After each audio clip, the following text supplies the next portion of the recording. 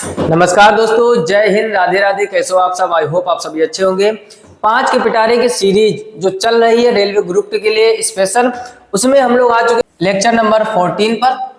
आज हम लोग मोस्ट इंपोर्टेंट क्वेश्चन कवर करेंगे लाइन एंड एंगल्स के, जिसको रेखाएं तथा कोण कहते हैं। 5 का पिटारे की सीरीज में हर एक वीडियो में 5 most important previous year question की चर्चा की जाती है। इस सीरीज की एक और खासियत है भाई साहब कि 5 मोस्ट इंपोर्टेंट क्वेश्चन होते हैं। सभी के सभी क्वेश्चन प्रीवियस ईयर जो भी रेलवे के, एनटीपीसी के, चाहे रेलवे ग्रुप डी के आपके पहले एग्जाम हो चुके हैं लेटेस्ट में, वही प्रश्न ढूंढ कर आपके लिए लेके आते हैं। क्लियर? और रेलवे की ये सीरीज स्पेशल ग्रुप डी के लिए है। उसी लेवल के क्वेश्चन, वही क्वेश्चन लेके आए जो रेलवे ग्रुप डी में बार बार बनते हैं। फटाफट से कॉपी पे लेके बैठ जाओ और पहला काम, वीडियो को लाइक जरूर कर दीजिए ताकि हमारी एनर्जी इस सीरीज में कम ना होने पाए। अब यहाँ पर आप देख रहे होंगे क्वेश्चन के नीचे लिखा हुआ है CHSL। एक चीज भाई साहब याद रखो, किसी किसी को यही दिख गया होगा, सो क्या ये तो CHSL का क्वेश्चन है। एक बात समझो भाई साहब, मैथमेटिक्स होती है, जरूरी नहीं जो CHSL में आए वो ग्रुप डी में ना आए। मैथ लगाने आपको आनी चाहिए, ना कि ये देखा करो। देखो लेवल CHSL का और ग्रुप डी का लगभग सेम रहने वाला है इस बार। क्यों? कंपटीशन ग्रुप डी में भी कम नहीं है। 1,08,00,000 फॉर्म है, सभी लोगों को पता है ताबड़तोड़ कंपटीशन है और उसी ताबड़तोड़ आपको मेहनत करनी पड़ेगी। क्लियर? तो ये कभी मत देखो, ज्यादातर पहली बात क्वेश्चन रेलवे ग्रुप डी का ही लेके आते हैं, और कभी कभार क्वेश्चन जो हमें अच्छा लगता है कि ये रेलवे के एग्जाम में बन सकता है, उसको जरूर हम सेलेक्ट करते हैं। फिलहाल में आप अगर बाइक चलाना जानते हो तो बाइक चलाओ, ये मत ध्यान दो कि हीरो होंडा चला रहे हैं कि अपाचे चला रहे हैं कि स्प्लेंडर चला रहा है। बाइक चलाते हो तो बाइक चलानी आनी चाहिए। वैसे ही मैथ आती है तो मैथ के सवाल आने चाहिए। कहाँ पूछा जा रहा है, कौन से चैप्टर का है, उत्तर मतलब मत रखिए, बस आप क्वेश्चन देखो, तुरंत निपटाने का प्रयास करो।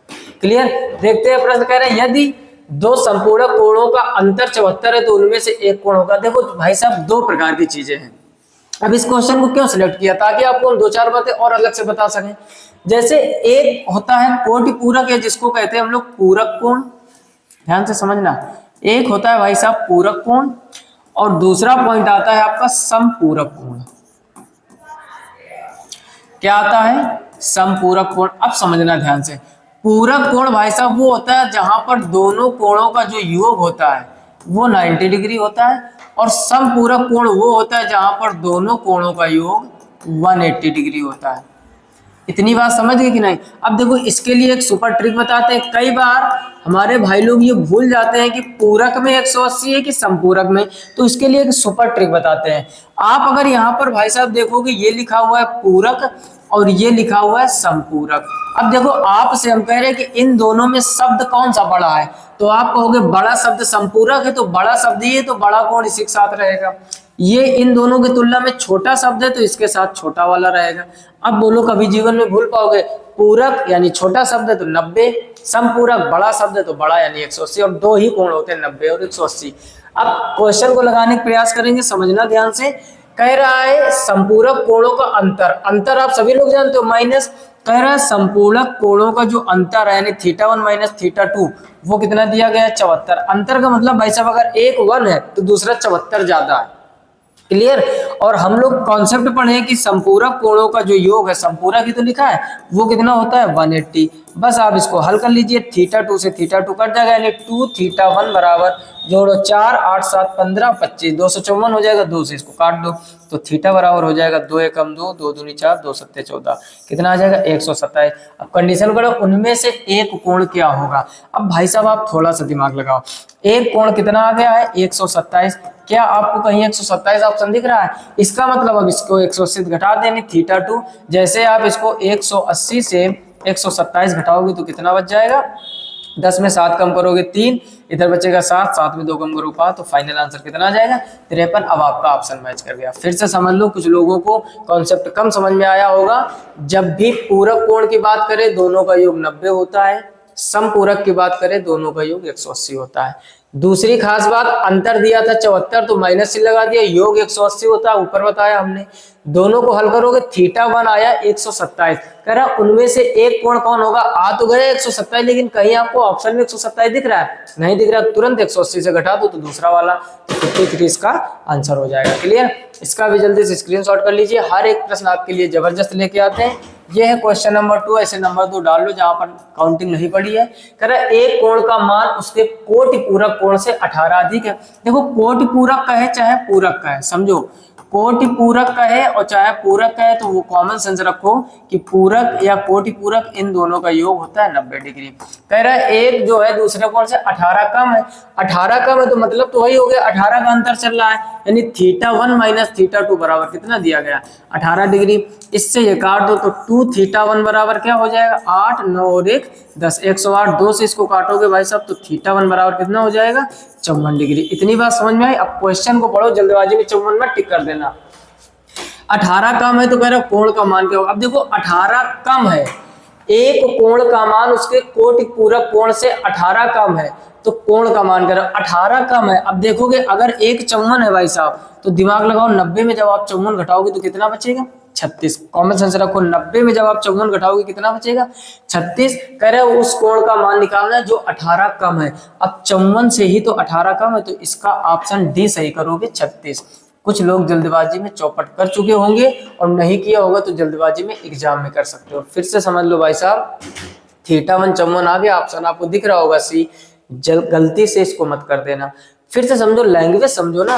कह रहे एक कोण का मान उसके कोटि पूरक कोण से 18 कम है, 18 कम है तो कम वाला ही बताना है। तो 54 और 36 में कम कौन है, बोलो बोलो कौन कम है, तो 36 ही तो 18 कम है तो 36 सही करोगे ना कि 54। मोस्ट इंपॉर्टेंट कॉन्सेप्ट है, जल्दबाजी में गलत कर सकते हो। क्लियर, इसका भी स्क्रीनशॉट कर लीजिए। और अब हम लोग देखते हैं इसी सीरीज का क्वेश्चन नंबर 3 और यहाँ भी नंबर 3 डाल लीजिए। ठीक, क्वेश्चन नंबर 3 भाई साहब जो आपका कह रहा है 70 डिग्री का पूरक कोण क्या होगा, दिमाग लगाओ। 70 डिग्री है, पूरक कोण हमने बताया योग 90 होता तो दूसरा वाला 20 होगा। समझ में आया कि नहीं। कोटि पूरक का है या पूरक का है तो उन दोनों कोणों का योग कितना होता है 90 डिग्री। कितना होता है। अब एक भाई साहब 70 दिया तो कुछ तो कैलकुलेशन फास्ट रखो, 20 आएगा। अब देखो दिमाग क्या लगाया, ऑप्शन में 20 नहीं दिया गया है तो इसको भाई साहब बदलेंगे रेडियन में। रेडियन में बदलने के लिए π/180, क्योंकि ट्रिग्नोमेट्री में पाई का मान आपका 180 होता है और अगर हम लोग सर्किल वगैरह सॉल्व करते हैं तो पाई का मान 22/7 रखते हैं या पाई का मान 3.14 रखते हैं। होता तो और आगे तक यूज के लिए इतना लेते हैं। तो अब इसको काटोगे तो 0 से 0 कट जाएगा, 2 × 9 18 तो भाई साहब आ जाएगा π/9। तो इसका ऑप्शन आपका सी सही हो जाएगा, π/9 रेडियन। बोलो कोई समस्या। जब भी पूरक का है दोनों का योग 90 होता है। अब एक 70 था तो दूसरा 20 बचेगा। अगर ऑप्शन डिग्री में होता तो 20 सही करते, रेडियन में था उसको कन्वर्ट कर लो। क्लियर, बिल्कुल आसान प्रश्न है, जल्दी से स्क्रीनशॉट कर लीजिए। और आगे देखते हैं हम लोग इसी का क्वेश्चन नंबर 4। अब देखो हर एक प्रश्न इस तरीके से सिलेक्ट किया कि आपको दूसरी भी जानकारी दे सके। जैसे पूरक कोण वाला एक क्वेश्चन लिया तो पूरक संपूरक दोनों बातें पता चली, है ना। इस तरीके से मैं तैयार करो, बहुत ही आसान हो जाएगी।